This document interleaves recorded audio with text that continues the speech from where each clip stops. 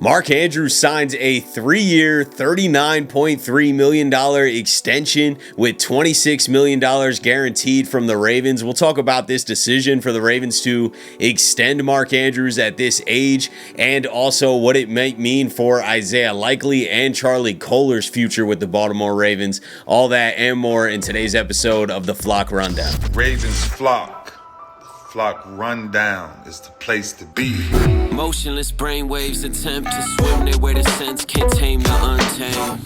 What's up, Ravens fans? Back again in short notice. I literally just dropped a full episode on today's practice attendance and all the good news we got, and then edited it for 2 hours, uploaded it, not even 5 minutes after I uploaded it, boom, Mark Andrews extended. So here we are, man. Grind day to day, back on it. Let's talk about this extension. The Ravens decided to pay Mark Andrews first. Doesn't mean that they won't pay any of the 3 tight ends that were free agents, but they decided to pay Mark Andrews now. 3 years, $39.3 million extension. That includes $26 million guaranteed. Eric DeCosta commented on this extension already. He said, "We are excited and proud to announce a 3-year contract extension with Mark Andrews. Mark is an all-time Raven, a top competitor, and a Pro Bowl tight end who is also a big part of our Baltimore community. Congratulations to Mark and his family." Definitely congratulations to Mark Andrews. I'm not mad about keeping Mark around for years to come. I think Mark is an all-time great Raven. I think that Mark still has some productive years in the tank. I don't think that he's too old. I know he may be on the backside of his career and is probably declining as a player a little bit, but I think he's still got something to offer, and we didn't pay him top tight end money. He currently slots in at 5th in tight end money, right above Jake Ferguson, Cole Kmet, Freiermuth, Jonnu Smith.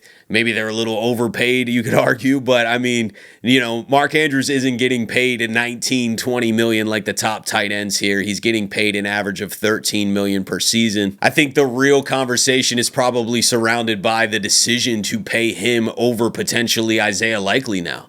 Are you also going to extend Likely? What does that number look like? A lot of people were thinking that Isaiah Likely's number would look similar to this. Do you put out 2 contracts of that size, or are they choosing Mark Andrews over Isaiah Likely? I'd like to keep Isaiah Likely around. I was on board with, moving on potentially for Mark Andrews, but as the season went and Isaiah Likely hasn't really found a huge role. I know it's starting to progress and maybe he's just getting more healthy. Maybe the offense is just adding him in a little bit more than they were earlier in the season, but Isaiah Likely hasn't been involved that much this season. And in a contract year, we were expecting an Isaiah Likely explosion and we haven't really got it. And as the season went, my opinion was slowly kind of changing of Mark Andrews is a reliable guy to keep around. Like, I'm not mad if we keep Mark.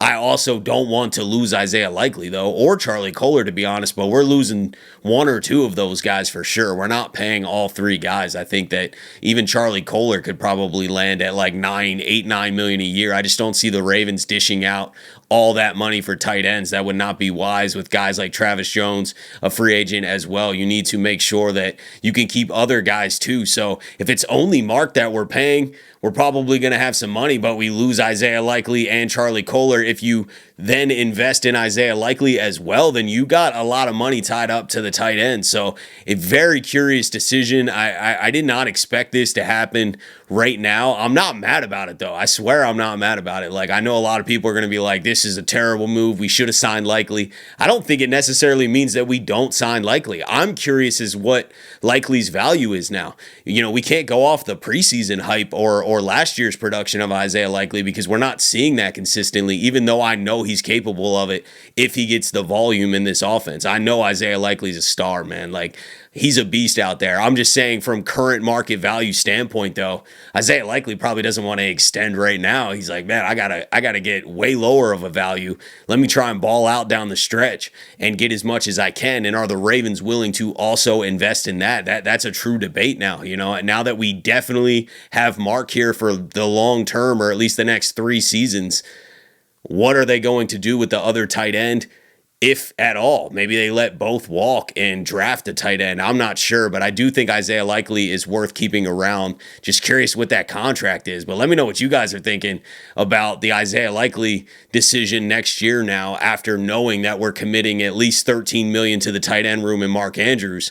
Are you also investing a decent size, maybe an equivalent size contract or a little bit under to Isaiah Likely? Or are you moving on entirely? Or was this a bad decision? You know, some people might say that you shouldn't spend this much money for a declining player. We should have went with Isaiah Likely. He's got more upside. I agree he does have more upside, but I think Mark's been the most trusted, reliable option, and it's not like it's a negative to have Mark Andrews here. It's just Isaiah Likely does have that upside and does have that playmaking ability. You know, I know Isaiah Likely can do special things in this league, so are we going to be able to keep him around is the real question now. But definitely let me know what you guys are thinking about this Mark Andrews extension and what it means for the other Ravens free agents. I also just dropped a video on all the practice attendance today, the injury report, Darius Washington and Nate Wiggins having a chance to play this Sunday, and we talk about a lot of other things, Emory Jones Jr., the Steelers roster moves. There's a whole episode dropped right before this, and then this Mark Andrews news broke right after, so kind of split into 2 episodes today, so check both of them out. I appreciate you guys so much. Have a beautiful rest of your day, and I'll let the greatest linebacker in the history of the game take us out. Ravens flock. The flock rundown is the place to be. My man Ryan has been a lifelong Ravens fan since he was born. So I'm telling you now, it's about to go down. The podcast, the flock rundown. Ravens, baby. Nothing gets better than waking up and wondering how high we can fly. Tune in.